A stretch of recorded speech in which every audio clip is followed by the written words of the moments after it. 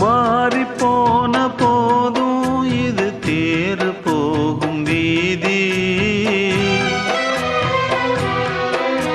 வாரி வாரி தூற்றும் இனி யாரு உனக்கு நாதி. பாசம் வைத்ததாலே நீ பயிரை காத்த வேலி. பயிரை காத்த போதும் வீண் பழியை சுமந்த நீதி.